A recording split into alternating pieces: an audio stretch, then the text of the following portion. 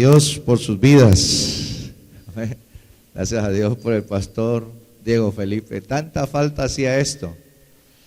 O sea, gracias al Señor por ellos, porque estar a cargo de tantos asuntos, hay veces uno tiene que recuperar esa cercanía con las personas que nos visitan aquí y que reciban a Cristo y que puedan ser salvos. Estos cultos tienen razón de ser si Dios está aquí, si la iglesia está aquí y si hay un salvo aquí. Amén. Entonces estamos cumpliendo con ese propósito. Primera de Juan capítulo 4 versículo 9 dijo: yo ya rescatar un principio más de esta palabra, donde nos dice la palabra del Señor que en esto se mostró el amor de Dios. Una persona que ama Dios siempre nos desafía que no solamente hablemos de amor, el amor se puede demostrar. Y también tengamos otro entendimiento. A mí hay veces vienen parejas y dicen: pastor, pero lo que pasa es que él nunca me dice que me ama. Pero es que hay veces no hay necesidad de decirlo en palabras, los hechos demuestran el amor. Dígame en algo. Hay veces las personas se anulan en algo tan sencillo. Uno, que no amemos de palabras solamente, porque el amor se puede ¿qué? Demostrar. Y dos, yo tengo que aprender a leer el amor. Si alguien no me dice que me ama, pero está haciendo hechos de amor, para mí eso debe ser muy valioso e importante. Eso es un equilibrio que uno debe tener. Y dice que Dios mostró su amor para con nosotros en que Dios envió a su Hijo. Otro texto dice que Dios dio a su Hijo. Una demostración de amor es el dar. Cuando usted ama de verdad, usted da. Dios nos amó tanto que envió a su Hijo, nos dio a su Hijo en la cruz. ¿Para qué dice la Escritura? Para que vivamos por Él, dice el propósito. Para que todo aquel que en Él crea no se pierda, sino que tenga. Entonces, el amor se demuestra con hechos. El pastor Diego nos decía eso a través de la Escritura. Entonces, Dios nos amó y ahora Dios espera que nosotros demostremos el amor también por Él, ¿cierto? Y el amor se demuestra a través del dar. Si yo doy tiempo a una persona, si yo le doy fuerza, si yo le doy de mis conocimientos, si yo le doy protección, si yo le doy ánimo, si yo le doy recursos, eso es una demostración ¿de qué? De amor. Entonces, un esposo que diariamente se esfuerza por su esposa y dice, va e invierte tiempo, conocimiento, invierte su energía, y luego viene y trae el producto de ese trabajo para bendecir su casa, bendecir su esposa, bendecir sus hijos. ¿Qué está demostrando ese hombre? Está demostrando amor. Entonces ahí la dama, la mujer de Dios dice: no, tal vez mi esposo no me lo diga mucho, pero me lo está demostrando. Dígame en algo. Igual la esposa que se queda o que trabaja también, o que se queda en la casa y le hace el desayuno y lava la ropa y cuida a los niños y todo eso, y de pronto ella por la noche no le dice al esposo que la ama, pero todos los hechos de estar cuidando el hogar, de estar cuidando a sus hijos, está demostrando ¿qué? El amor. Démosle lectura correcta. La iglesia ahora también somos llamados a amar a Dios. ¿Y cómo le demostramos nuestro amor a Dios? Dando. Yo no puedo decir que amo a Dios y no le doy tiempo a Dios. Es incoherente. No puedo decir que amo a Dios y no le comparto mis conocimientos y mis talentos a la obra de Dios. Es incoherente. No puedo decir que amo a Dios y no comparto de los recursos que Él me da para la obra de Dios. Es incoherente. El amor siempre nos llevará a dar. ¿Cuántos dicen amén? Por eso en el Centro Cristiano Casa del Rey damos diezmos y ofrendas de amor a Dios. Pero pastor, pero es que Dios no necesita. Sí, Dios no necesita. La obra de Dios necesita sí inversiones. Dios no necesita nada, pero a través de esos diezmos, esas ofrendas que le damos en amor a Él, Él nos prueba si en realidad le amamos o no le amamos. Entonces aquí en la tierra recibimos los diezmos y las ofrendas nosotros, pero en el cielo las recibe Jesús el Señor, diciendo: eso que usted está dando, 1,000 pesos, 10,000, 100,000, 1,000,000, lo que Dios lo haya bendecido, es una demostración ¿de qué? De amor a Dios. ¿Cuántos dicen amén? No hay nada mejor que dar por amor. Si usted trajo sus diezmos, usted trajo su ofrenda, déjeme bendecirle en el nombre del Señor. Padre, te damos gracias en este día porque recordamos el principio del dar, que debe estar motivado por el amor. ¿Y quién mejor ejemplo que tú, Señor? El mejor ejemplo nos lo has dado tú, Padre, al enviar a tu Hijo, al darnos a tu Hijo, para que nosotros tengamos vida por medio de Él. Por eso, gracias por enseñarnos que el amor se demuestra con hechos. Y nosotros, Señor, ahora tenemos ese reto en nuestras vidas. Nosotros también te amamos, y porque te amamos, también damos para tu obra, creyendo, Señor, primeramente que es motivado por el amor que tenemos por Cristo y el amor por lo que Cristo ama, que son las almas, las vidas, las familias a las cuales debemos de pastorear y llevarlas al conocimiento de la verdad. Por eso, Padre, en el nombre de Jesús, yo alcanzo a cada persona que es fiel con su servicio a Dios por amor, que entrega sus diezmos, sus ofrendas en este lugar.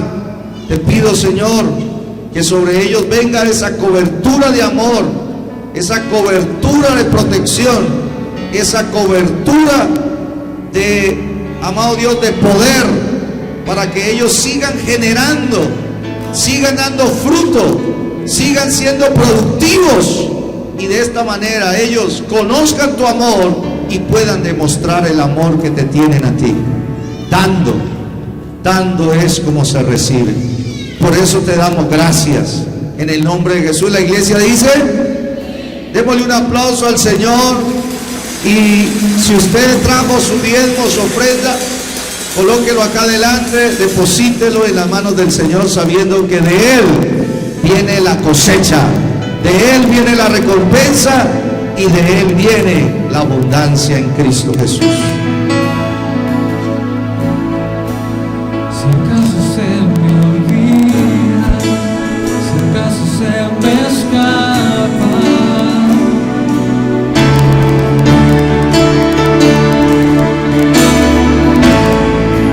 si acaso se me nubla la luz de mi mirada,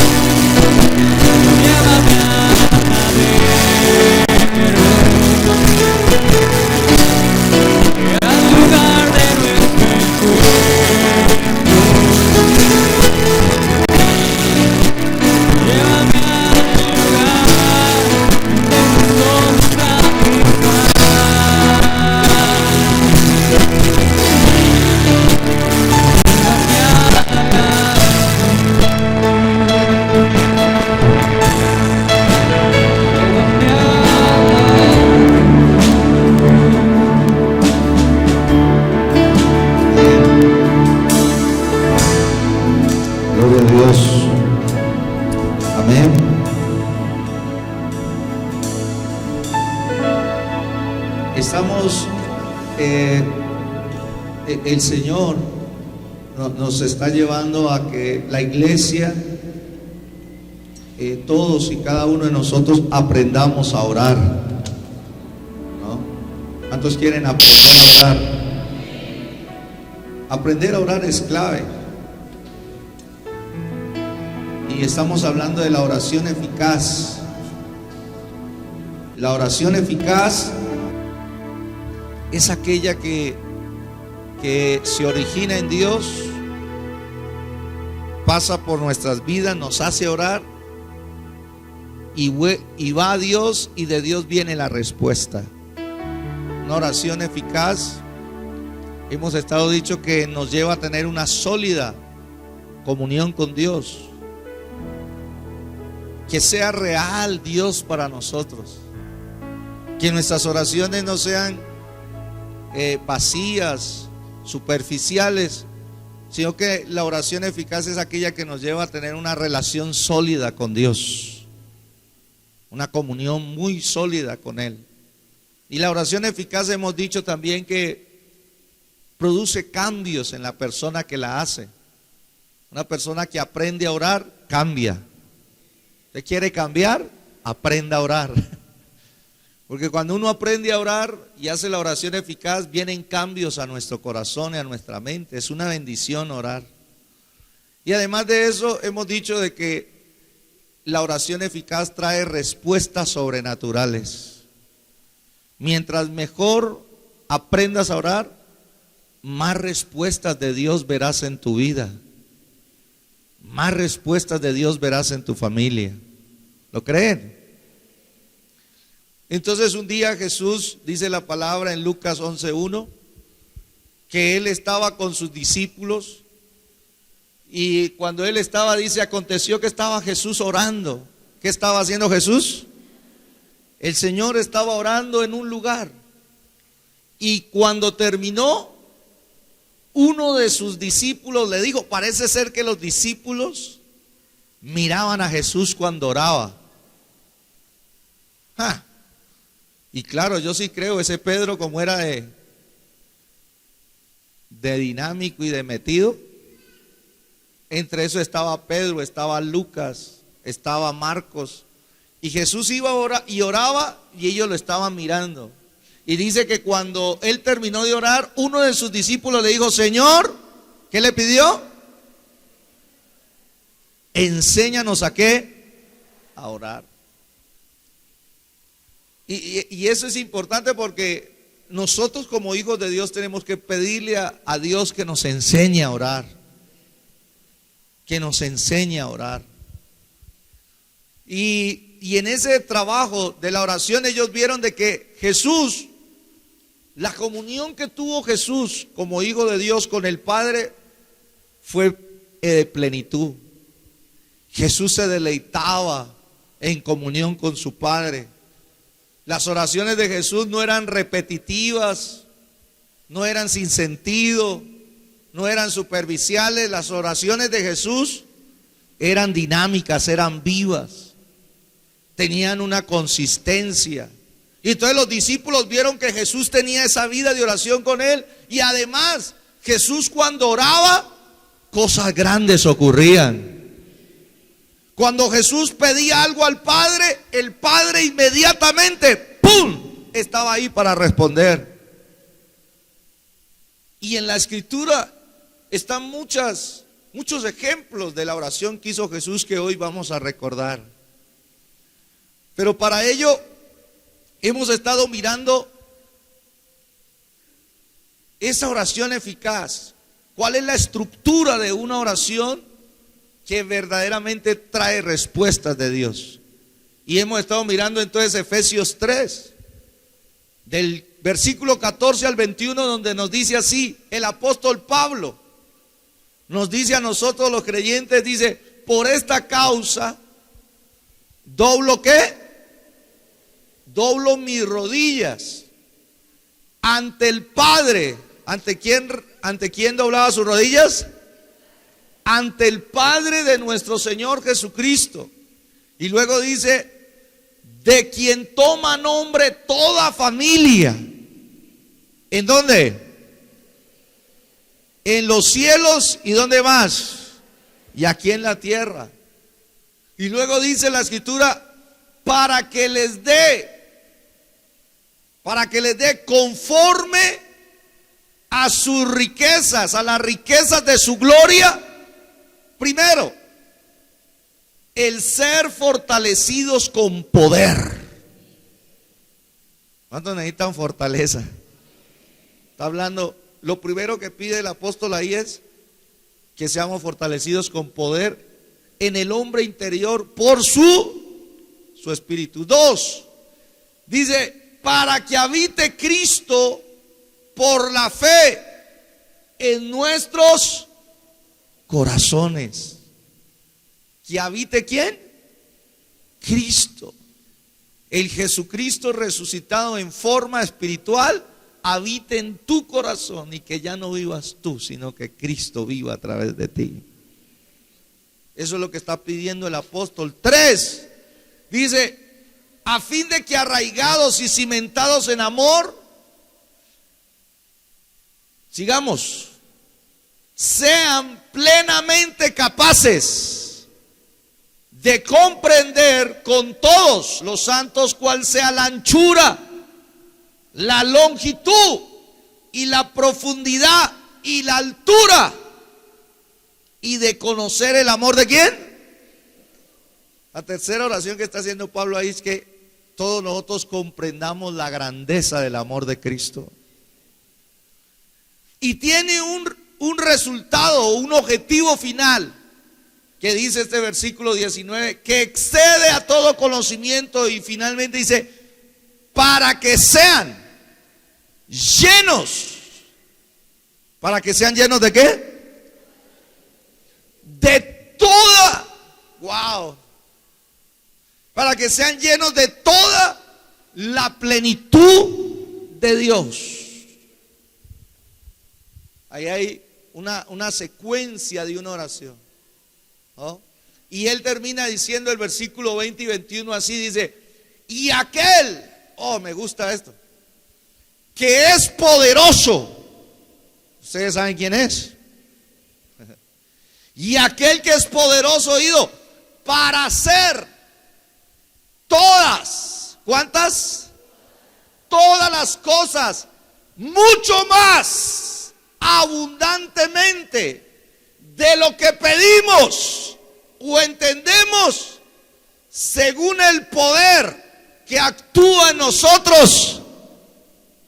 A Él sea la gloria en la iglesia, en Cristo Jesús, por todas las edades, por los siglos de los siglos.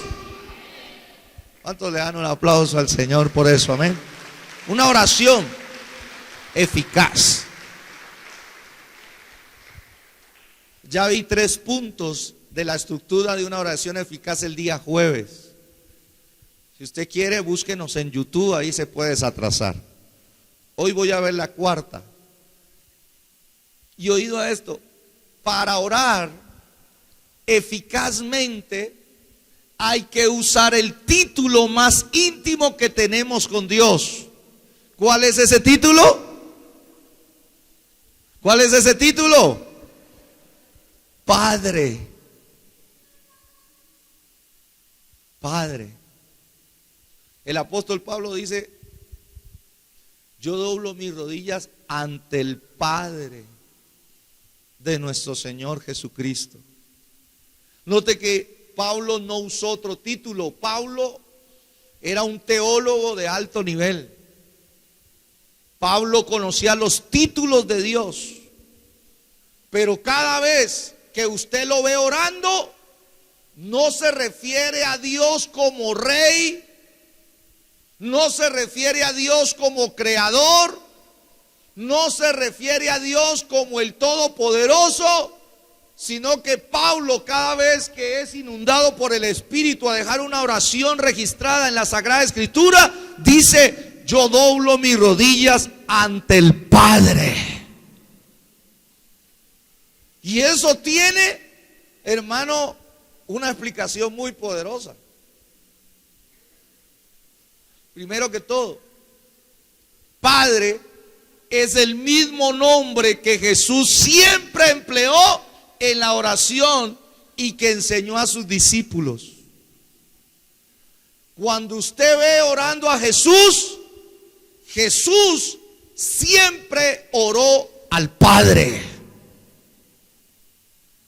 Uy, Dios mío, esto es una doctrina en la oración. Jesús siempre oró ¿a quién? Al Padre. Siempre habló y Jesús vino a revelar al Padre y la comunión con el Padre. Y usted lee los evangelios y cada vez que Jesús oró, ahora lo vamos a ver, usted se da cuenta que Él siempre oró refiriéndose al Padre. Y cuando le enseñó a sus discípulos, les digo, ustedes pues orarán así. ¿Cómo les digo? Padre, ¿qué? Padre nuestro que estás en los cielos. Y usted dirá, uy pastor, pero estamos como viendo Kinder hoy, ¿no? Tranquilo, déjeme tranquilo y verá. Si usted quiere tener una oración eficaz, usted tiene que usar ese título, el título más íntimo y más afectivo que tenemos con Dios y que una persona en esta tierra puede llegar a tener con Dios, es decirle a Dios Padre. Eso es importantísimo. Además de eso, Gálatas capítulo 4, creo que el versículo 6 nos habla de la palabra de Dios y nos dice que no solamente Jesús, el Hijo de Dios, nos enseñó a orar al Padre, sino que dice, y por cuanto sois hijos, ¿cuántos son hijos? Aquí es donde empieza la clave. Antes de venir a Dios, usted y yo no éramos hijos de Dios. Pero una vez que usted recibe a Cristo, fue adoptado como hijo de Dios. Y usted si fue adoptado como hijo de Dios, entonces dice la Escritura, y por cuanto sois hijos, Dios, el Padre, envió a vuestros corazones el espíritu ¿de quién? El espíritu de su Hijo. ¿Dónde está ese espíritu? En nuestros corazones. El que verdaderamente es hijo de Dios tiene el espíritu de Jesucristo, que es el mismo Espíritu Santo. El espíritu de su Hijo. ¿Y qué hace Él a través de nosotros? El cual ¿qué? Clama ¿cómo? Abba, Padre. En otras palabras, nadie puede llamar a Dios Padre si no es por el Espíritu de Jesús que está en nuestro corazón. Hagamos un ejercicio a ver si el Espíritu Santo está aquí. A ver, diga conmigo, Abba, Padre, que estás en los cielos. Esa oración o esa introducción a la oración es tan sencilla que está demostrando que el Espíritu Santo está en ti.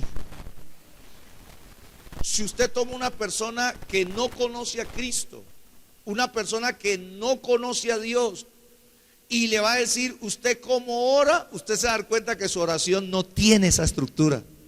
Él va a decir, Dios mío, Diosito lindo. Le va a decir un poco de cosas y no tiene nada que ver con la obra del Espíritu Santo en nuestro corazón.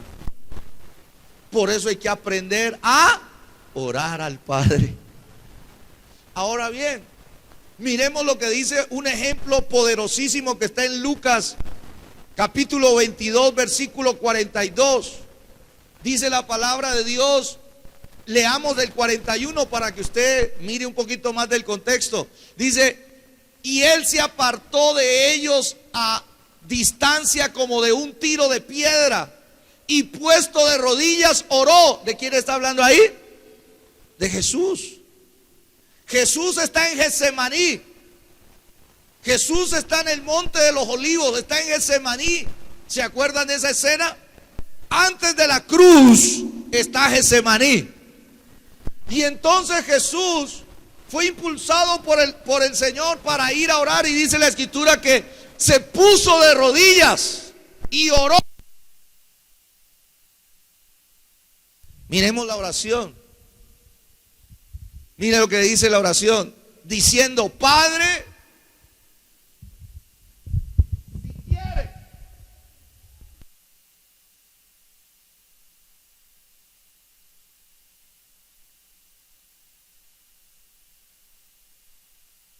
esta copa, pero no se haga mi voluntad, sino la tuya. Una oración eficaz aquí, sencilla. La palabra de Dios nos dice que Jesús estaba próximo a enfrentar la cruz. Dios es bueno. Cruz significa sufrimiento. Cruz significa precio por pagar. Cruz significa dolor y aflicción. Pero antes de llegar allá, Dios guió a su hijo a Getsemaní. Tremendo esto. Si tú quieres vencer tu calvario, tienes que comenzar luchando en oración en tu Getsemaní. Muchos comentaristas hablan que Jesús venció la cruz.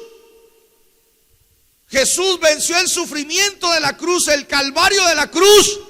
No solamente estando ahí, sino cuando fue a orar en Getsemaní. Y cada vez oído a esto, porque esto es una gran realidad, hermanos amados. Todos los que estamos aquí, un día vamos a tener de cerca una cruz, un sufrimiento, un dolor, una aflicción. ¿Sabe quiénes vencen eso?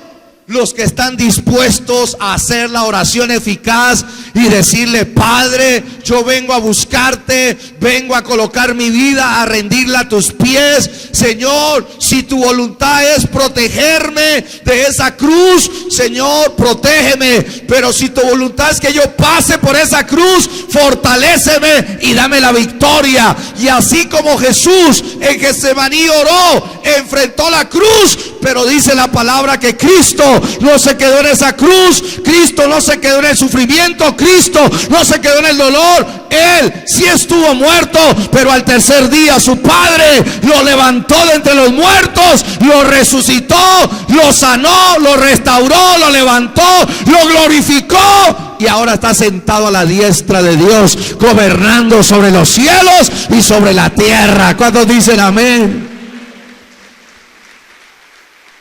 Las personas que enfrentan mejor las pruebas, la aflicción y el sufrimiento, aprenden a orar. Aprenden a orar. Jesús, antes de enfrentar el Calvario, oró en Getsemaní. Y cada vez que nosotros estemos en presencia o en una amenaza de una gran tribulación, haz que esta sea tu oración a Dios: Padre, que se haga tu voluntad. Pero mire qué linda la oración que dijo Jesús. Jesús, digo, si quieres, pasa de mí esta copa. ¿Qué significaba lo que había en esa copa? En esa copa estaba reunido todo el pecado de la humanidad. ¿Todo el pecado de qué? En esa copa estaba reunida toda la copa. Y él está diciendo: Señor, pasa de mí esta copa. En otras palabras, Señor, mi humanidad me dice: yo no quiero tomar y cargar con todo el pecado. ¿Por qué lo dijo Jesús? No porque no nos amara, sino que en Él nunca había experimentado el pecado dentro de Él. Jesús había sido santo, santo, santo, limpio, puro. Y cuando Él vio todo el pecado que iba a cargar en la cruz, entonces Él dijo: Señor, yo los amo. Pasa de mí esta copa. Pero si no hay otra forma de salvarlos, que no se haga lo que yo quiero, sino que se haga tu voluntad. Qué hermoso es el Señor. Qué precioso, porque en esa copa, ¿sabes qué? Estaban todos tus pecados y estaban los míos también. Estaban también los míos. Ahí estaban. Entonces, cuando él está haciendo esta oración, oído a esto, él dice: Padre. Esa es una oración que se le llama filial. Es una oración afectiva. Es una relación íntima que tenía Jesús con su Padre. Por eso el título más íntimo y afectivo que puede tener la iglesia con Dios es decirle: Abba, Padre. Y oído a esto, la adopción, si tú eres un verdadero hijo de Dios y estás adoptado como un hijo de Dios, entonces esa adopción será tu fortaleza en el día de la tribulación. ¿Qué significa esto? Significa que los que somos hijos de Dios, como era Jesús, el Hijo de Dios, el unigénito, el único en su forma, iba a enfrentar la cruz. Pero él se presentó, mire que él hubiese podido decir: Dios, tú eres el Señor de los ejércitos, tú eres el Rey de la gloria, y voy a ir a la cruz. Jesús no usó esos títulos, y eso tiene una razón de ser. Jesús le dijo Padre. ¿Sabe por qué? Porque el Padre era el que lo iba a fortalecer para atravesar por medio de la tribulación, y el mismo Padre era el que lo iba a llevar a la victoria de esa tribulación. Por eso no nos pongamos a inventar oraciones que Dios no nos manda a hacer. Estás enfrentando una amenaza. Si tú eres un verdadero hijo, oído a esto, una persona como súbdito puede perder sus derechos. Una persona como siervo de Dios, oído a esto, una persona como súbdito de un rey puede perder sus derechos. Una persona como siervo de Dios puede perder sus derechos. Pero el único que no puede perder sus derechos de relación íntima y afectiva con Dios es un hijo. Por eso yo no me cansaré de repetirles, amados hermanos, que en el cielo no habrán pastores, no habrán apóstoles, no habrán profetas, no habrán evangelistas, solo habrán hijos de Dios. Porque el hijo que es verdaderamente hijo de Dios tiene el derecho de que su padre lo proteja. Dígame algo, que lo proteja. Y por eso Jesús está apelando en su momento más difícil, está apelando a Dios como Padre y le está diciendo: Padre, pasa de mí esta copa, pasa de mí este sufrimiento que voy a llevar por amor a los perdidos, pasa de mí esta enfermedad que va a caer sobre mí por todas las enfermedades que han caído sobre la raza humana, pasa de mí esta copa que contiene todas las maldiciones, todos los pecados, todo el homosexualismo, todo el lesbianismo, toda el adulterio, toda la fornicación, todas las consecuencias del pecado. Pasa de mí esta copa, pero que no se haga como yo quiero, sino como tú quieres. Cuando tú aprendes a orar una oración efectiva, te das cuenta que esa oración te va a llevar también a rendirte a la voluntad de tu Padre. ¿Qué es rendirse a la voluntad de Dios? Lo que está haciendo Jesús ahí. Si verdaderamente eres hijo de Dios, tú tienes que aprender a rendir tu voluntad a la voluntad de tu Padre, porque la voluntad de tu Padre es mejor que lo que tú quieres. Nosotros aquí en la tierra, nadie quiere pasar una enfermedad, nadie quiere pasar una crisis financiera, nadie quiere pasar una crisis familiar. ¿Quién la quiere? Nadie. Pero hay veces Dios, los métodos de Dios son más trascendentales que nuestros propios métodos. Y hay veces Dios permite que usted y yo atravesemos un sufrimiento, atravesemos una crisis, atravesemos una aflicción, así como Jesús le tocó que atravesar la cruz. Hay veces Dios permite eso en nuestras vidas, pero ¿sabe qué te va a sacar de ahí? Cuando tú te convenzas de una relación filial, afectiva e íntima y decirle: Padre, si tu voluntad es que yo pase por esa cruz, significa que tú me vas a ayudar con tu fortaleza, tú me vas a ayudar, Señor, con todo tu poder, tú me vas a ayudar, y luego cuando yo pase esa cruz, tú me levantarás, tú me exaltarás, tú me darás la recompensa. ¿Cuántos dicen amén a eso? Porque esa es la forma en que Dios se relaciona con nosotros. Por eso nosotros, hermanos, tenemos que aprender a hacer lo que Jesús hizo: rendir nuestro corazón ante el Señor y prepararnos para decirle: Señor, Padre, hágase tu voluntad. Ayúdame a cumplir tu voluntad, ayúdame a sobrellevar tu voluntad, ayúdame a seguir adelante con todo para tu honra y tu gloria. ¿Cuántos dicen amén a eso? ¿Cuántos le dan aplausos a nuestro Padre que está en los cielos y que Él sabe lo mejor? Lo mejor, aunque esté envuelto en sufrimiento, Dios sabe que es lo mejor que debemos de pasar. ¿Cuántos lo creen de verdad? Segundo lugar, una oración eficaz. Para hacer o para orar eficazmente hay que aprender a alabar antes de pedir. ¿Hay que aprender a qué? Hay que aprender a alabar a Dios antes que pedir. Tenemos que entender ese principio, hermanos. El apóstol Pablo dice, mire lo que dice en la estructura del apóstol Pablo, la oración que estamos estudiando. Dice la escritura, él dice: yo doblo mis rodillas ante el Padre de nuestro Señor Jesucristo. Y hace un alto ahí.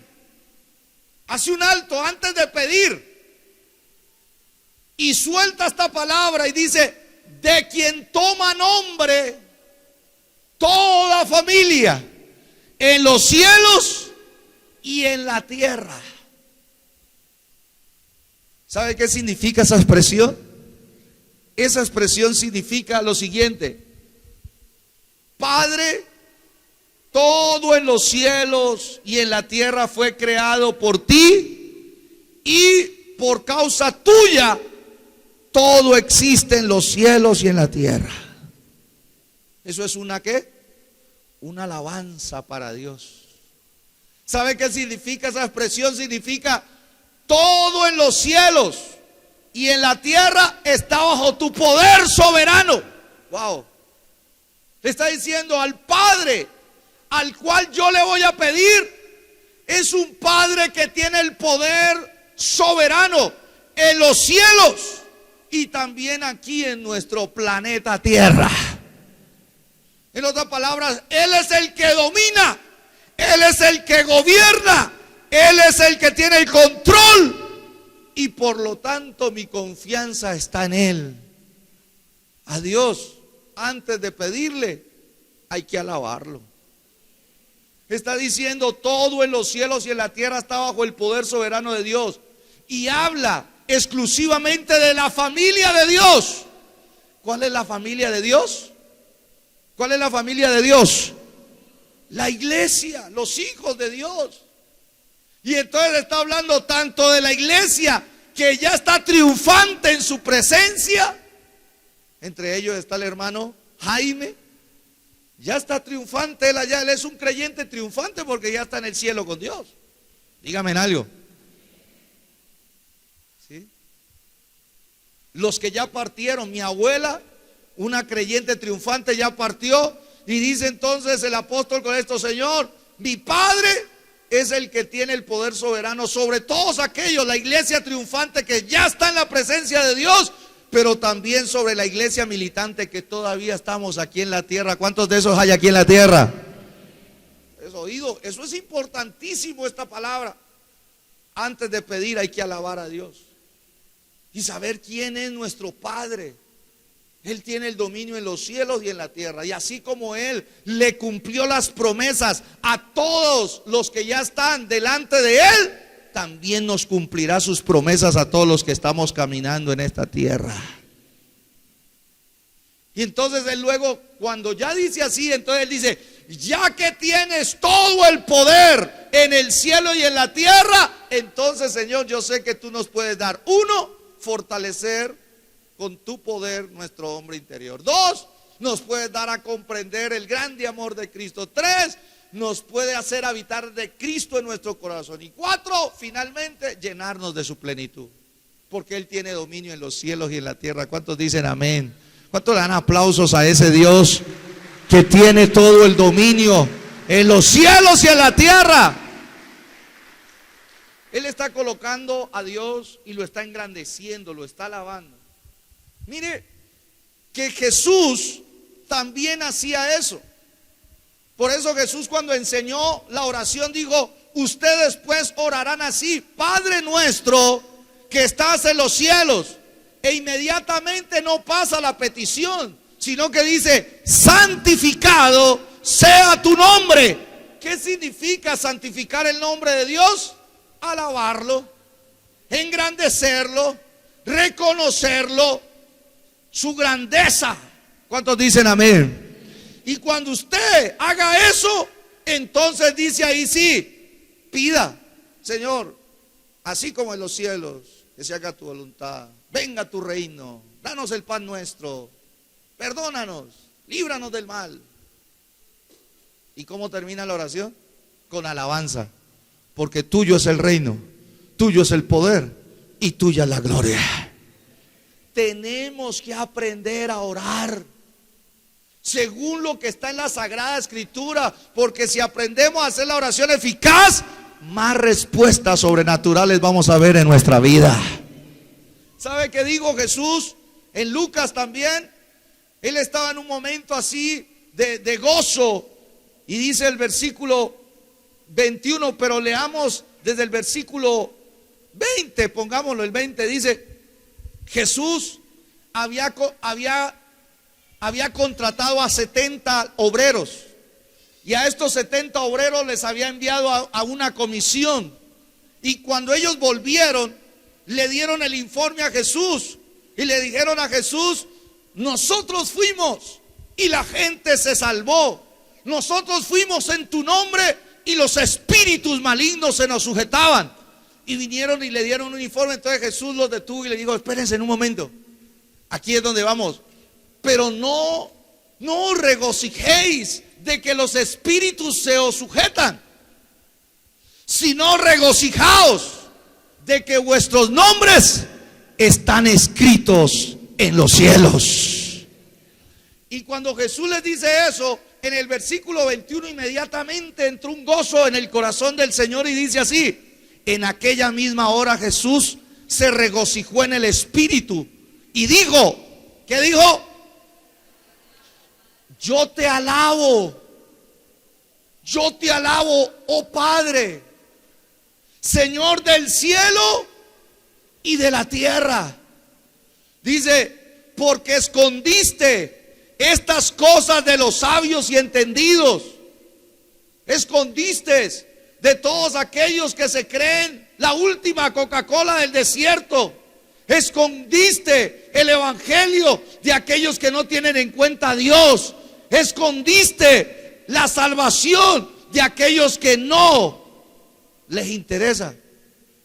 ¿Y sabe qué dice? Y las has revelado ¿a quiénes?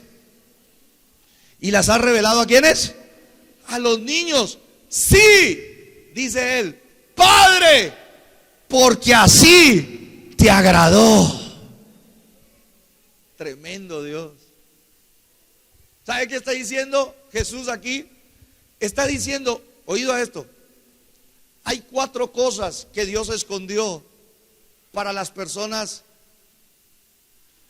que se creen sabios y entendidos y que vienen a decirle. A mí me da una tristeza, hermano, cuando una persona me dice: pastor, pero es que yo también he leído la Biblia.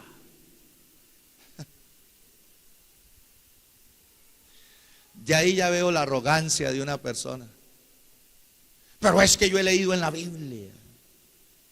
Y usando la Biblia para confirmar su propia opinión. Jamás Dios dejó su Biblia para eso. Jamás Dios dejó la palabra para justificar un mal pensamiento y para justificar una mala acción. Jamás Dios dejó eso. Entonces el Señor dijo, el Señor escondió esto, pero ¿sabes qué hace Dios? A los niños, los humildes, las personas que tienen ese deseo de aprender, las personas que se despojan del orgullo, de la sabiduría del mundo, de la ciencia de este mundo, y dicen, yo quiero aprender como un niño. Dice que a ellos Dios les da 4 cosas. Primero, Dios les da su salvación. Dígame algo. 2, Dios les da su protección. 3, Dios les da autoridad sobre los espíritus inmundos. Y 4, Dios les da la vida eterna, que sus nombres estén inscritos en la vida eterna. ¿Cuántos dicen amén? Eso mismo Dios. Por eso es que es necesario que lo alabemos antes de pedirle. Por eso yo lo animo, hermanos amados, a que usted no se pierda la alabanza del culto. Gracias por ese amén solitario. Otro amén por acá. No se pierda la alabanza. Si usted va a tener comunión con Dios, obedezca en la forma en que Dios estableció la oración. La alabanza es la forma en que nosotros reconocemos a Dios. Es la forma en que nosotros lo exaltamos. Y después de eso, entonces, hermano, el cielo está disponible para que tú vengas a pedir conforme a su voluntad. Y Dios te escuche, te atienda y te responda con todo su poder. ¿Cuántos dicen amén? Por eso hay que seguir el ejemplo de Jesús. Yo te alabo, oh Padre. ¿Yo te qué? Yo te alabo, oh Padre. Yo te alabo a ti, Padre. Yo te bendigo, Padre. Yo te exalto, Padre. ¿Por qué? Porque tú eres el que tiene el dominio en los cielos y en la tierra. ¿Eso qué quiere decir? Que todos los que estamos conectados contigo, Padre, somos salvos por la gracia del Padre, somos protegidos con la protección del Padre, somos, oído esto, usados para echar fuera a los demonios de esta tierra, y por el Padre nuestros nombres están inscritos en el libro de la vida. ¿Cuántos alaban a Dios por eso? Por eso es importante saber esto. Creo que voy a alcanzar uno más. Sí, uno más. Para orar eficazmente hay que recurrir a su capacidad. Hay que apelar a la capacidad de Dios para respondernos.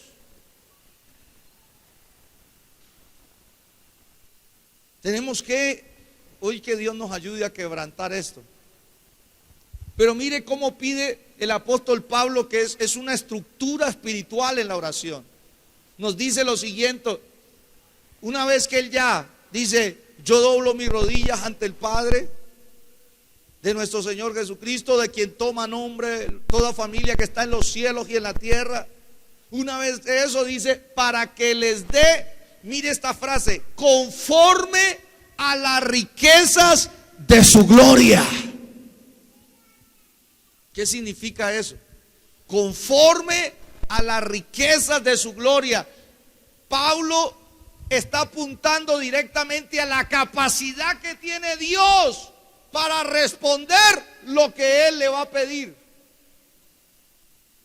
Si nosotros no creemos que Dios tiene la capacidad para darnos lo que pedimos, no recibimos nada.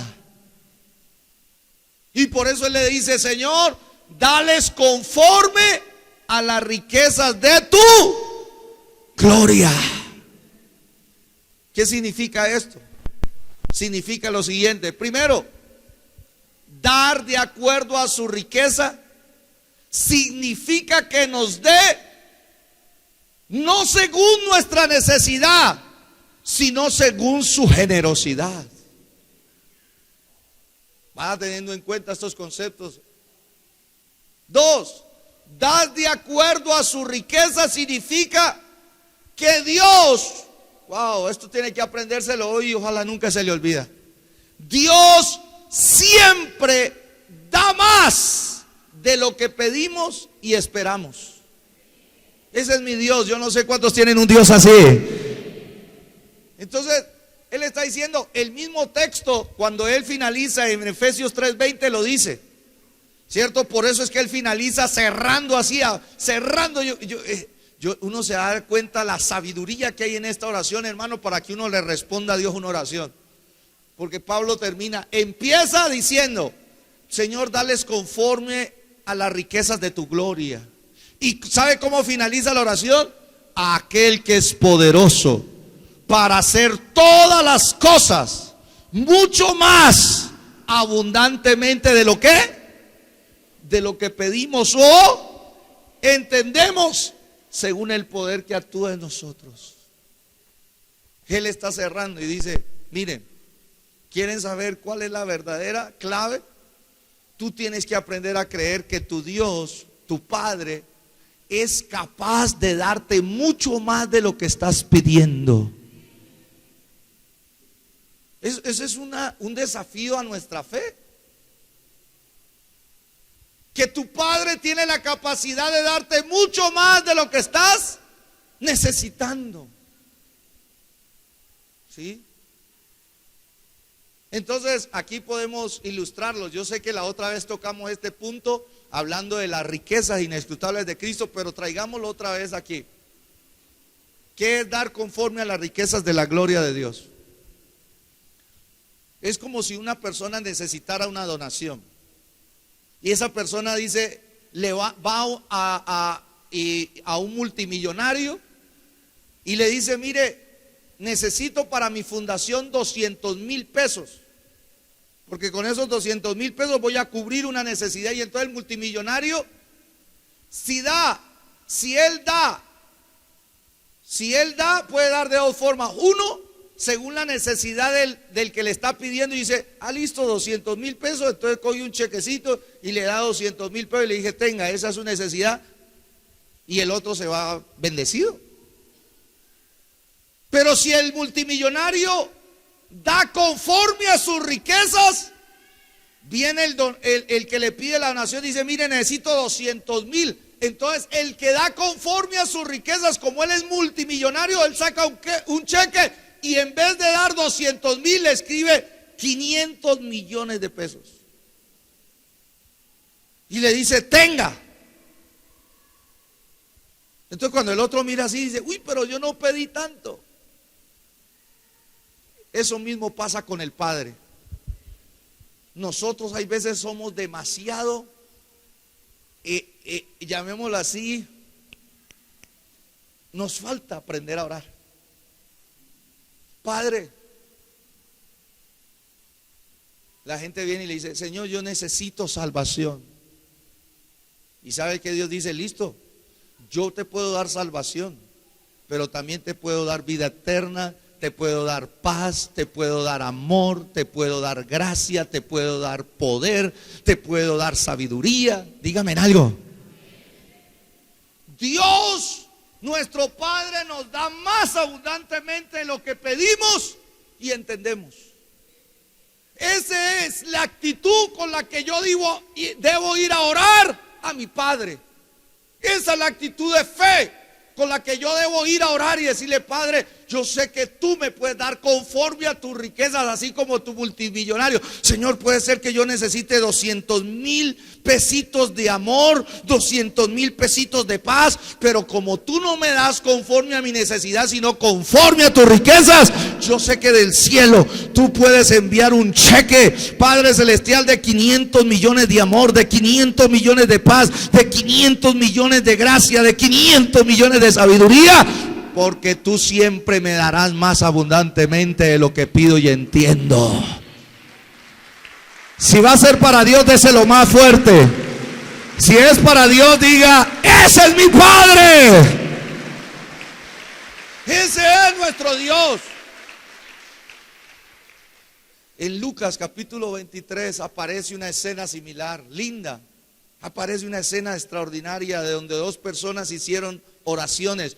Uno hizo una oración equivocada y tuvo un resultado. Otro hizo la oración correcta y recibió respuestas.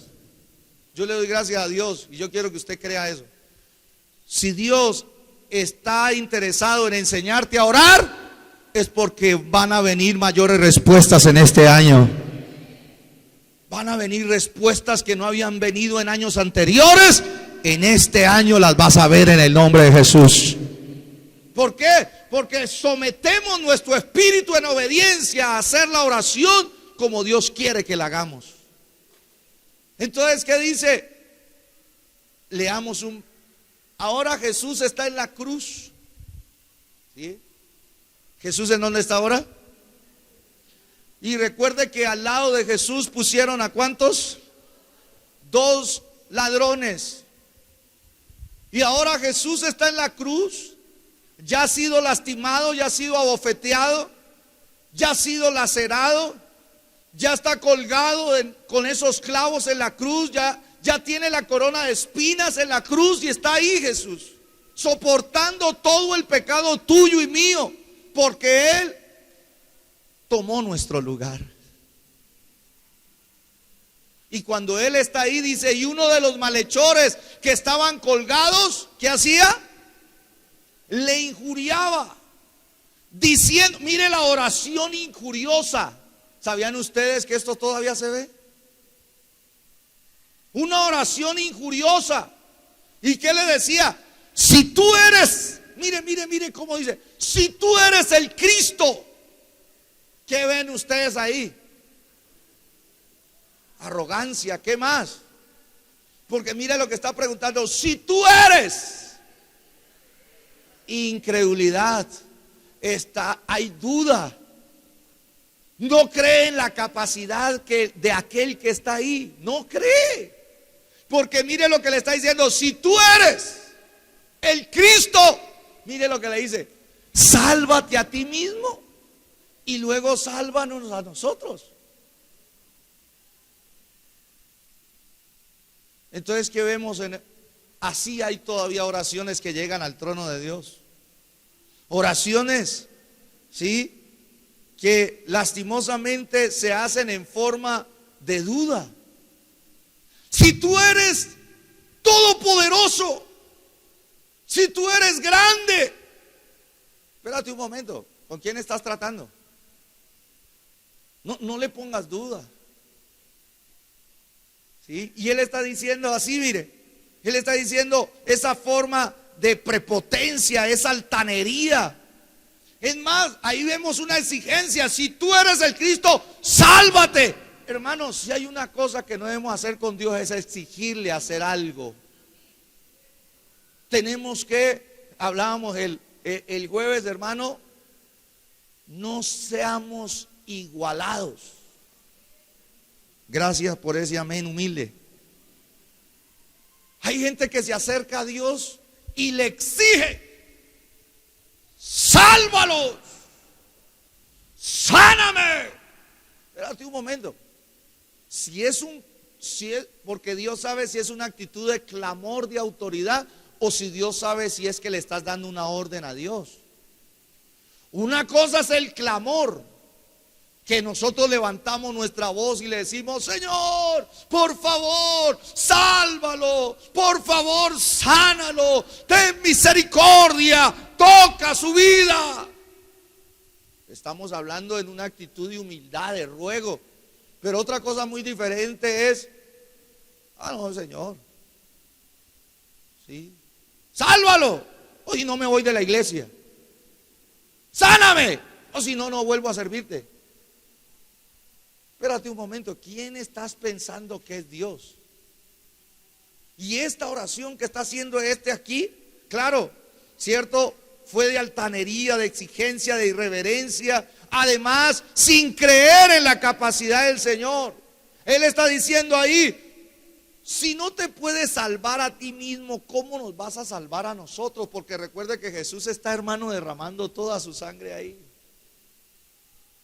Wow.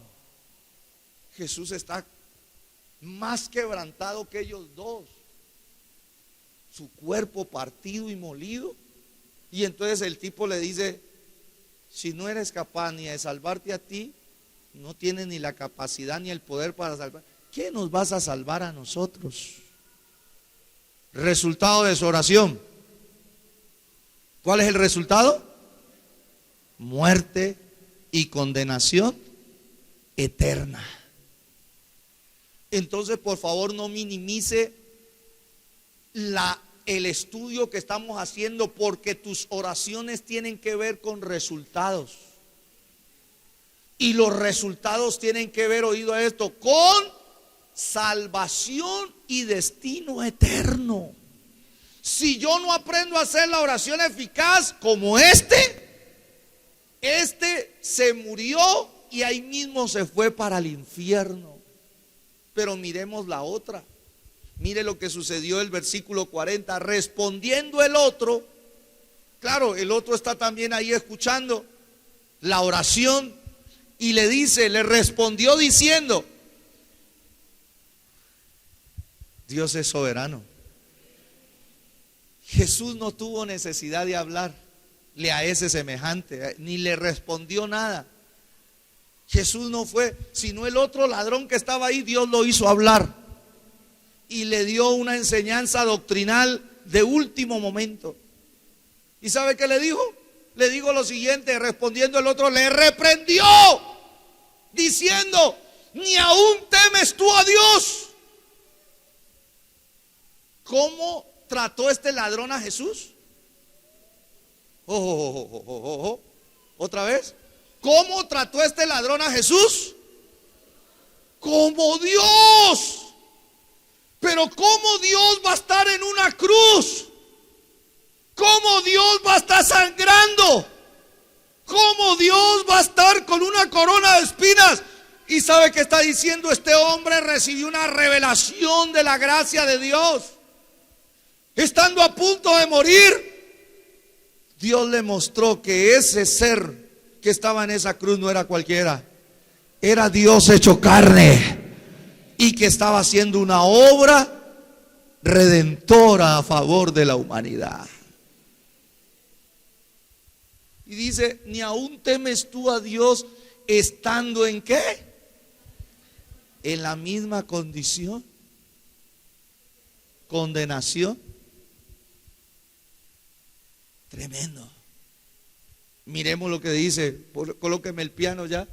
Nosotros, una verdad más, nosotros a la verdad justamente padecemos, porque recibimos lo que merecieron nuestros hechos, mas ningún ¿qué? ¿Sabe qué está diciendo él? Nosotros estamos en esta cruz clavados, sufriendo, estamos pagando nuestros propios pecados, pero este que está aquí no tiene pecado. Qué revelación de una doctrina. ¿Sabe qué está dando él? Él está enseñando los pasos para ser salvo. Él está mostrando los pasos de un verdadero arrepentimiento. Él está mostrando, primero, temor a Dios. Segundo, está reconociendo que Jesús estuvo en la cruz no por sus propios pecados, sino por los de otro. Que si Jesús estaba en la cruz, no estaba ahí pagando el castigo por sus malos hechos. Él estaba ahí porque estaba escrito que tenía que ser el justo, el Hijo de Dios, por los injustos, nosotros los seres humanos. En esa cruz estaba el Santo, tomando el lugar de nosotros los pecadores. ¡Aleluya!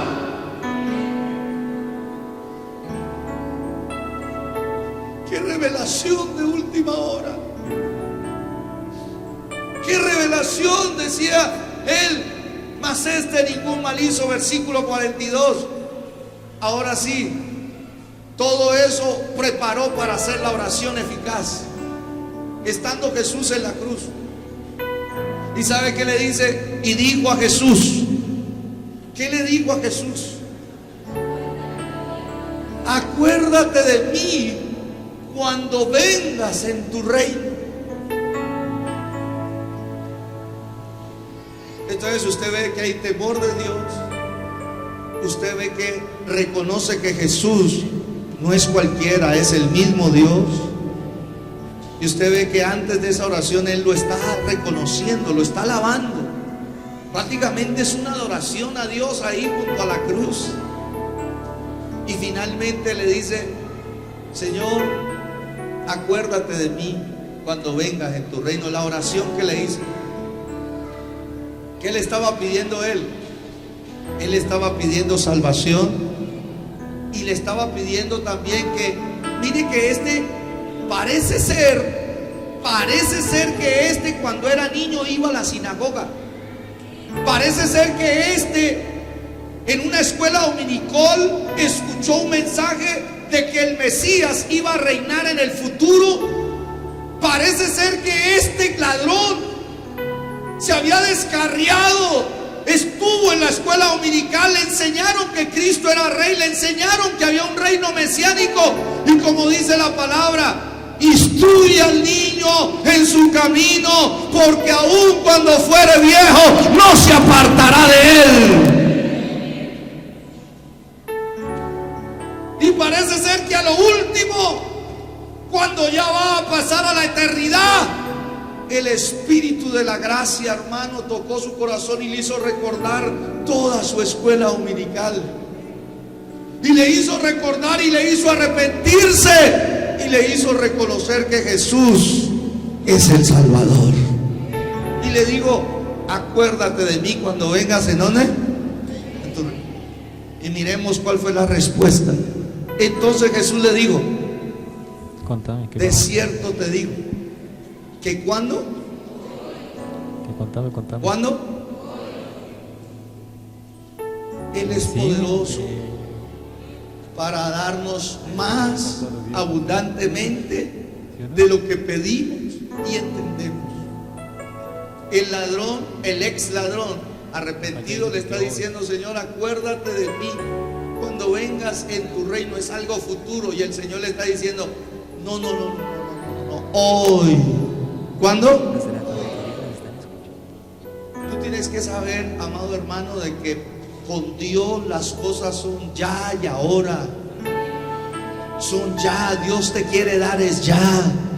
Dios quiere darte la salvación ya. Dios quiere darte la llenura de su espíritu ya. Dios quiere darte la paz ya. Dios, hoy. ¿Cuándo? Hoy. Le digo, estarás conmigo. Qué privilegio. Qué privilegio estar con Jesús. ¿Sabe?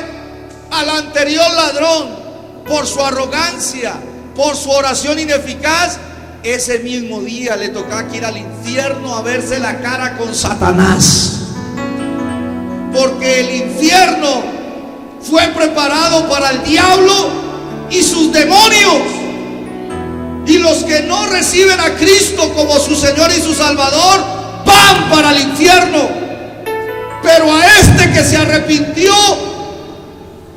fue exonerado, fue rescatado de irle a ver la cara a Satanás y a los demonios. Y ahora Dios le está diciendo: no solamente va a ser hoy, sino que vas a estar frente a mí, vas a estar a mi lado, vas a estar en comunión conmigo, vas a tener una relación eterna conmigo para siempre. ¿Cuántos dan gloria a Dios por eso? Hasta ahí ya le está dando más. Y luego le dijo: en el paraíso. ¿Sabe por qué le dijo Jesús en el paraíso? Porque el reino de Dios es algo muy general. Y Dios es un Dios que tiene lugares de deleite para aquellos que hacen una oración eficaz. Y uno de esos es llamado el paraíso. Por eso se le llama así, el paraíso. El paraíso que se perdió en el Edén. El paraíso que por el pecado se clausuró. En Cristo Jesús se vuelve a abrir. En el paraíso hay tres cosas. Uno, hay plenitud con Dios. Dos, hay supremo deleite y placer con Dios. Y tres, hay todo lo suficiente para vivir toda la eternidad con Dios. Usted sí imagina, hermano? ¿Usted se imagina cuando el ladrón, el ex ladrón, expira y su alma se desprende del cuerpo? Y cuando su alma de un momento a otro es tomada por dos ángeles, la Biblia enseña que los ángeles nos llevan a la presencia de Dios. Y los dos ángeles lo cogen de los dos brazos al alma del ladrón, porque es un mundo espiritual, y cogen su alma y lo llevan al paraíso. Y cuando él está en el paraíso, hermano, se da cuenta que Cristo es el Rey de Reyes, el Señor de Señores, y que a su alrededor hay millares de arcángeles, serafines y ángeles adorando al Cordero de Dios. Y que hay una multitud, hermano, de creyentes del Antiguo Testamento y del Nuevo Testamento y de todas las naciones que no se cansan de decirle: Santo, Santo, Santo es el Dios Todopoderoso, el que era, el que es y el que ha de venir. Al Cordero que fue inmolado sea la gloria, sea la honra, sea el poder por los siglos de los siglos.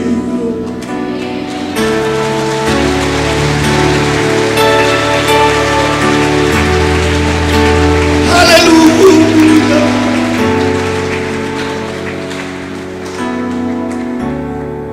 Cierro aquí para poder tomar la cena. Pedí a Dios que conectara la estructura de la oración que venimos estudiando con los acontecimientos que rodearon a Jesús en la cruz. Y cuando yo estaba orando, me vino esta canción que estamos cantando. Y me entró una preocupación.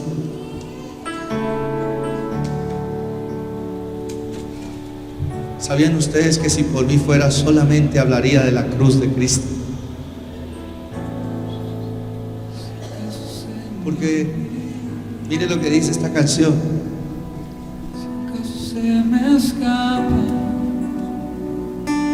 Si acaso se me olvida delante de quién fue el que me llamó, si acaso se me olvida, si acaso se me escapa, si acaso se me nubla la pasión en mi mirada, ¿cuál es la solución? Llévame a estar así como estuvo esos dos ladrones que pudieron experimentar a Dios hecho carne en esa cruz. Llévame allí. Yo quiero recordar y yo quiero mirar y yo quiero ser aquel ladrón. Yo quiero ser aquel ladrón que se arrepintió y que reconoció que Jesús es Dios, y reconoció que Él es el Salvador, y reconoció que Él podía entregarle el paraíso. A ver, ¿sabe por qué la cruz es la solución a nuestra frialdad? El Señor me ha mostrado, hermano, que algunos han caído en cierta frialdad en su comunión con Dios, que ya no disfrutan de su oración como antes disfrutaban.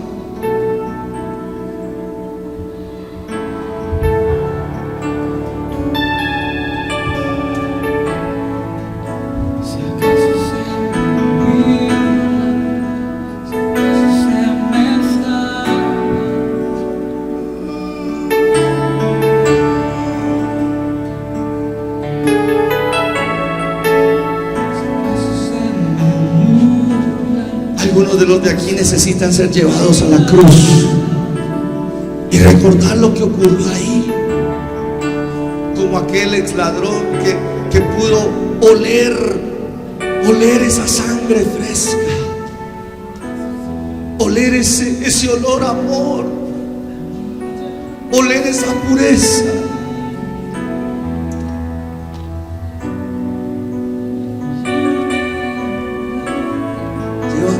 Al lugar donde empezó. ¿Sabe dónde empieza nuestra relación con Dios? En la cruz. Es en la cruz donde nosotros aprendemos a orar con eficacia, con pasión. no esas oraciones insípidas, no esas oraciones incrédulas, no esas oraciones altaneras, no esas oraciones burlonas, no esas oraciones frías. Porque si somos llevados a la cruz y recordar quién estuvo ahí por nuestros pecados, se enciende nuestro corazón y nuestras oraciones serán vivas, nuestras oraciones serán llenas de fe, nuestras oraciones serán llenas de poder para ver milagros, prodigios y maravillas obrando en tu casa, en tu familia, en tu cuerpo, en tu trabajo.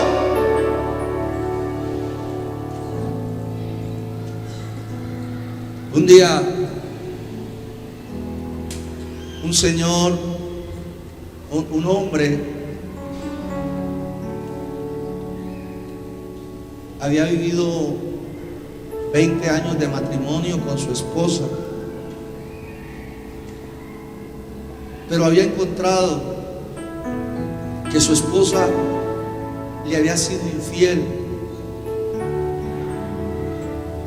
Y él quería recuperar a su esposa, quería recuperarla, él la amaba. Entonces él quería darle otra oportunidad. Y cuando él se dio cuenta, entonces él le dejó una nota en su recámara diciéndole: por favor, encontrémonos en el lugar donde nos enamoramos. Te espero en ese lugar donde nuestros ojos se encontraron uno con el otro. Te espero en aquel lugar donde nuestros corazones explotaron en pasión, en amor. Y le dejó una nota. Y él se fue a aquel lugar. Era un restaurante bonito donde él le había declarado su amor a ella, donde él le había declarado lo mucho que la amaba. Y él arregló la mesa, puso comida, puso el vino y la esperó. Y no llegó. Y la esperó y no llegó.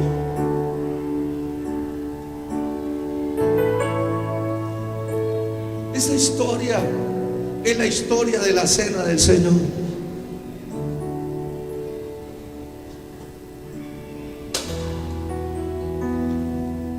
Cada vez que nosotros somos un poco infieles a Dios, y cada vez que nos estamos alejando y nos estamos olvidando de Él, hay una nota a nuestro alrededor que dice: regresa al lugar donde te declaré mi amor. ¿Sabes cuál es ese lugar? La cruz. La cruz es ese lugar donde el Señor nos declaró su amor.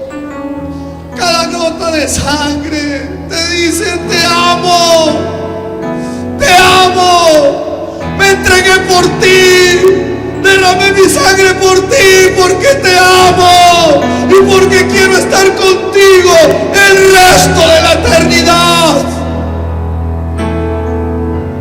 Y siempre vas a encontrar un mensaje a tu lado que te diga: regresa al lugar donde nos conocimos, regresa al lugar donde te declaré mi amor.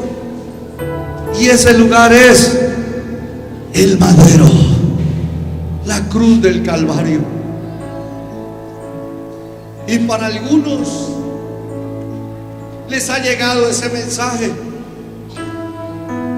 y algunos acudirán a la mesa, algunos acudirán y recordarán a través de ese pan que hubo un cuerpo que se partió por amor a ellos.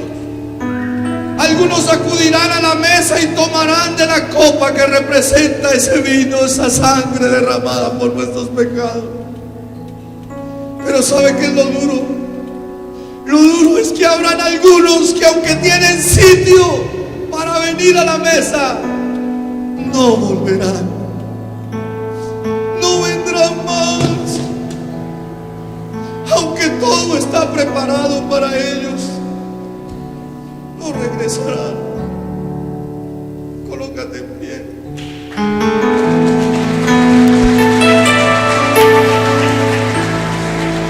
Si acaso se me olvida, si acaso se me escapa,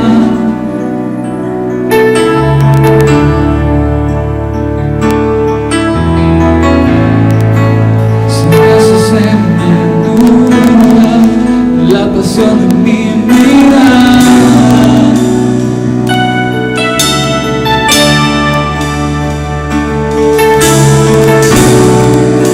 y lleva mi alma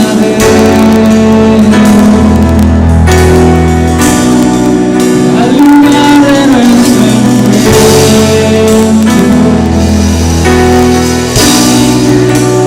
Llévame al lugar de nuestra amistad.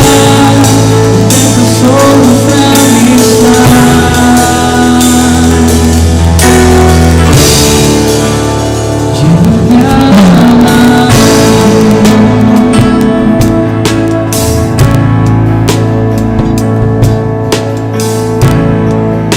si acaso se me olvida, No quiero que nunca se me olvide. No quiero, no quiero.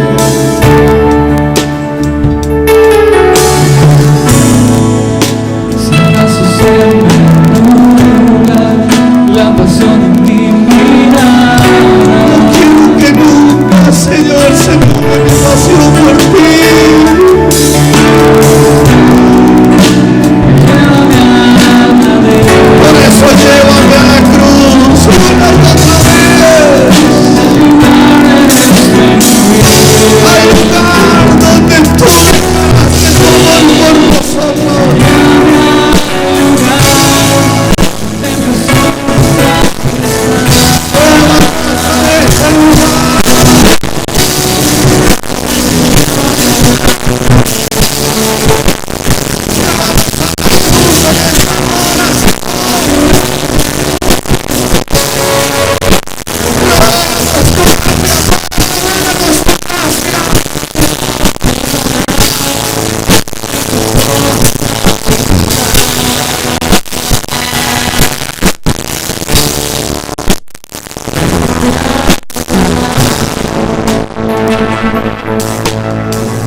Por eso la cena tiene esa dirección hoy. Yo no sé tú, pero yo he rogado a Dios. Yo no me quiero olvidar de lo que hizo Cristo por mí. Yo no quiero perder mi pasión por Él. Y si tú eres igual a mí, no hay un culto más especial que la cena del Señor, porque ahí recordamos los momentos que Jesús pasó. Hoy hemos recordado los momentos de oración que Él pasó ahí. Bendito es el nombre del Señor. Voy a invitar a los hermanos que nos ayuden a servir la mesa. Este lugar se convierte en el lugar donde nos encontramos con Cristo y Él nos declara su gran amor. Como aquel hombre enamorado que no quería perder a su esposa y que le quería decir: te perdono. Quería decirle: te perdono tu infidelidad, perdono tu traición, pero no me dejes, porque te amo. Asimismo Dios en Jesucristo nos dice: mi perdón es abundante. Puedo perdonar, dice Dios, el pecado, puedo perdonar la maldad, pero no me dejes, no te alejes de mí, dice el Señor.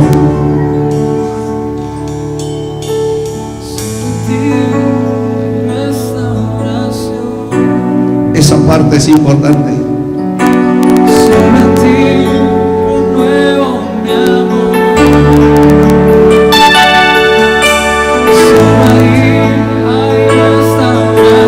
Solo en esa cruz hay restauración.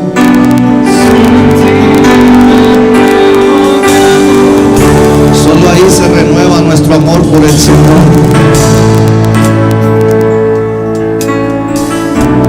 Padre, te damos gracias en este día por tu palabra.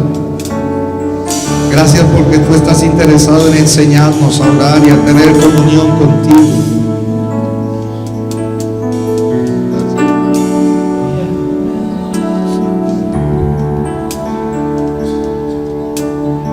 Gracias, Señor, porque si tú nos enseñas a orar, es porque estás preparando milagros, prodigios y respuestas sobrenaturales. Gracias porque si tú nos enseñas a orar, es porque estás dispuesto, Señor, a respondernos con grandes cosas en tu justicia. Gracias, Señor, por los principios que nos revelas, pero más gracias por el ejemplo que tu Hijo Jesucristo nos dejó al orar a ti, porque siempre que oró a ti dijo: Padre, Padre. Qué milagro poder llamarte Padre, mi Abba Padre.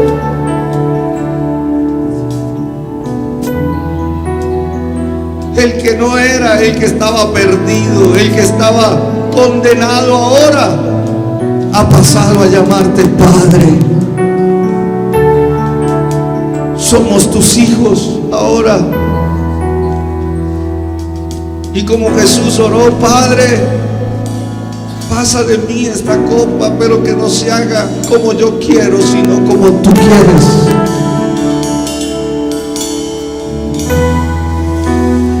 Nos enseñas a orar, porque aunque venga la cruz, aunque venga el sufrimiento, aunque venga la prueba, tú nos enseñas a orar para salir victoriosos de ella. Gracias por el ejemplo que nos has dado en Jesús y en el apóstol Pablo, que es necesario alabarte antes de pedirte.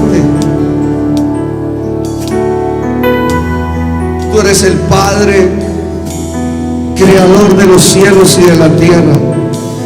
Tú eres el Padre que tiene el poder soberano en la iglesia que está triunfante en el cielo y la iglesia que está militando aquí en la tierra. Tú eres el Padre nuestro. Soberano eres tú, Señor. Venimos ante ti no a pedir conforme a nuestra necesidad, sino a pedir conforme a tus riquezas en gloria. Venimos ante ti, Señor, a rogarte según la capacidad que hay en ti, no según la miseria que hay en mí.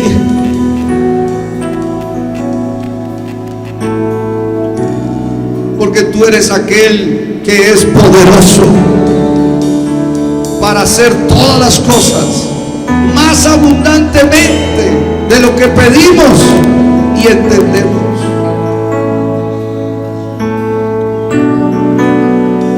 Venimos hoy como aquel ladrón que se arrepintió a última hora estando en la cruz. Oh, porque es ahí en la cruz, Señor, que nuestra oración se restaura. Es ahí en la cruz donde nuestra oración se renueva. Es ahí, Señor, cuando podemos verte una vez más ahí sangrando, pagando el precio, que nuestro corazón, Señor, la dureza se revienta, la frialdad, Señor, nos deja, la pasividad, Señor, sale de nuestras vidas. Es allí el lugar donde se restaura nuestra comunión contigo, nuestra oración se vuelve eficaz, donde nuestra pasión, Señor, se renueva. Por eso estamos aquí y hemos acudido a la invitación que nos has hecho a la cena, al lugar donde tú nos declaras tu amor. Pueden venir a tomar el pan y la copa los que están en este lugar, acá, los que están allá, los que están allá. Y vamos a tomar la cena del Señor.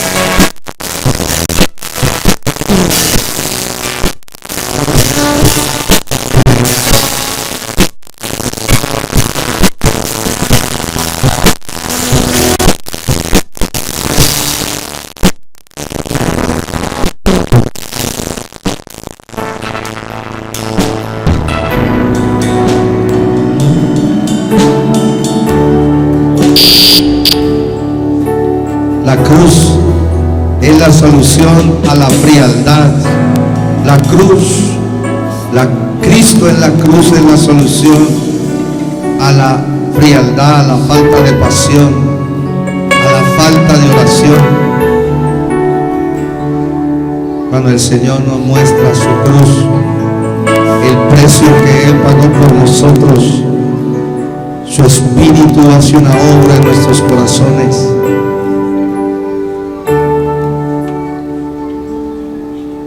Gloria a Dios.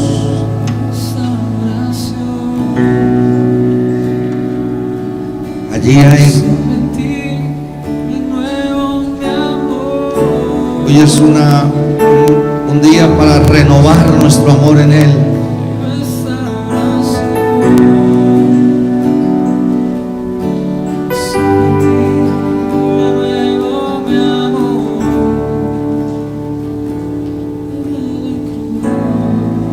Así dice la Escritura, que la cena del Señor es para que hagamos memoria.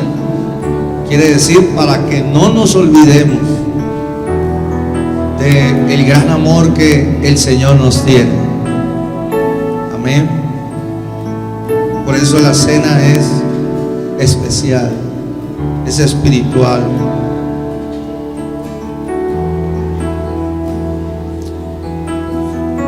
¿Estamos listos?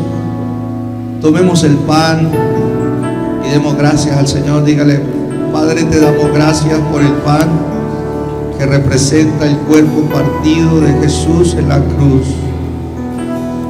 Esas llagas que le salieron al costado, en sus brazos, en sus piernas, esos huecos que le dejaron los clavos en sus manos, en sus pies, esas marcas que le dejaron la corona de espinas. Este pan representa ese cuerpo que fue partido en esa cruz por amor a mí. Dígalo: por amor a mí, por amor a mí, por amor a mí, por amor a mí. Ese cuerpo fue partido y molido, y con acción de gracias, Señor, tomamos, amado Dios, este pan, creyendo que al tomarlo, tomamos, Padre Celestial, también tu palabra, tomamos de tu Espíritu, tomamos, Señor, el derecho como hijos de acercarnos a ti con pasión, de acercarnos a ti con determinación, de acercarnos a ti para ver respuestas sobrenaturales en nuestra oración. Al tomar este pan, Señor, tomamos ese poder para orar, amado Dios, con libertad, con constancia y con fe delante de ti, Señor. Podemos tomar el pan en el nombre del Señor.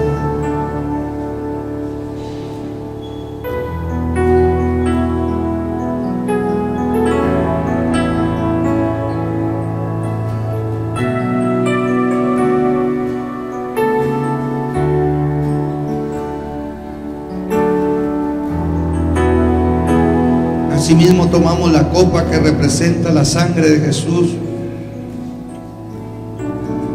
Dígale: Señor, te damos gracias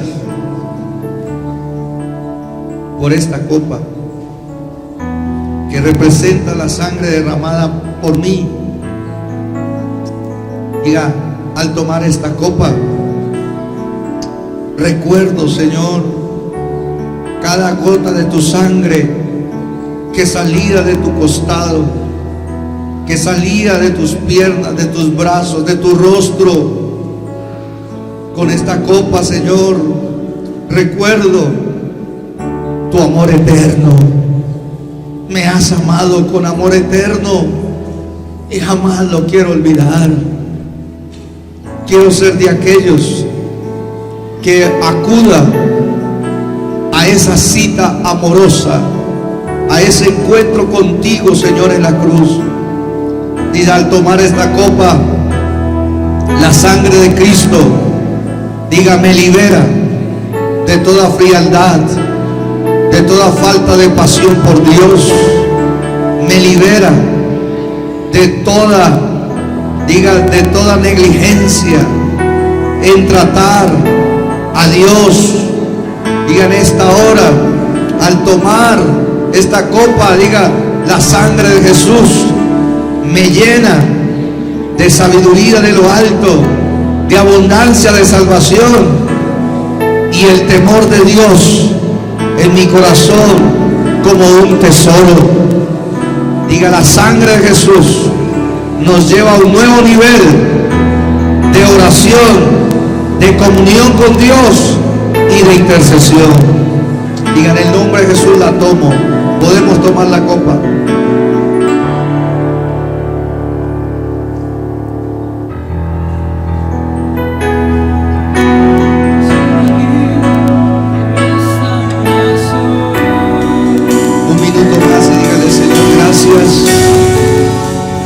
Porque allí en la cruz hay restauración. Diga una vez más, diga, Señor, gracias por la cruz, porque ahí tú renuevas mi amor por ti. Dígale, Señor, gracias. Vamos, que se escuche tu voz, que se escuche tu alabanza, que se escuche tu gratitud al Señor. Dígale, gracias por la cena de este día que nos lanza a un nuevo tiempo de deleite, de placer y de plenitud contigo, Señor. Gracias, dígale, en el nombre de Jesús. Diga, te damos toda la gloria, toda la honra, porque tú eres aquel que eres poderoso para hacer todas las cosas más abundantemente de lo que pedimos y entendemos, según el poder que actúa en nosotros, para que la gloria en la iglesia sea de nuestro Señor Jesucristo por los siglos de los siglos. Si puede, levántale un aplauso.